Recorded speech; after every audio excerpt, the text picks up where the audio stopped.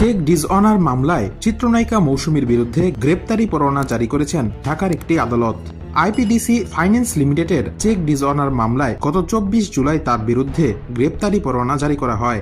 গ্রেপ্তার সংক্রান্ত তামিল প্রতিবেদন দাখিলের জন্য আগামী 16 অক্টোবর দিন ধার্য রয়েছে। মৌসুমী বর্তমানে দেশের বাইরে রয়েছেন। বহুদিন ধরেই যুক্তরাষ্ট্রে মেয়েকে নিয়ে থাকছেন তিনি। এর মধ্যেই নায়িকার বিরুদ্ধে গ্রেপ্তারি পরোয়ানা জারি হলো।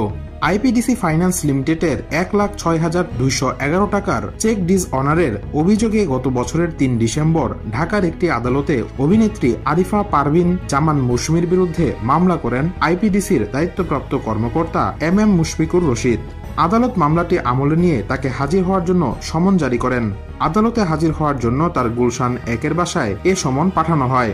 সেখান থেকে সমন ফেরত গেলে 28 এপ্রিল তার বসুন্ধরা আবাসিকের বাসায় ফের সমন পাঠানো হয়। এদিন সমন জারি হয়, তিনি আদালতে উপস্থিত না হওয়ায় 24 জুলাই তার বিরুদ্ধে গ্রেপ্তারি পরোয়ানা জারি হয়। এ বিষয়ে আইপিডিসি ফাইন্যান্স লিমিটেডের আইনজীবী আবু আল নাহিদ গণমাধ্যমকে বলেন, চিত্রনায়িকা মৌসুমীর বিরুদ্ধে চেক ডিসঅনার মামলা হয়েছে। এ মামলায় আদালতে উপস্থিত না হওয়ায় তার বিরুদ্ধে গ্রেপ্তারি পরোয়ানা জারি করেছেন আদালত।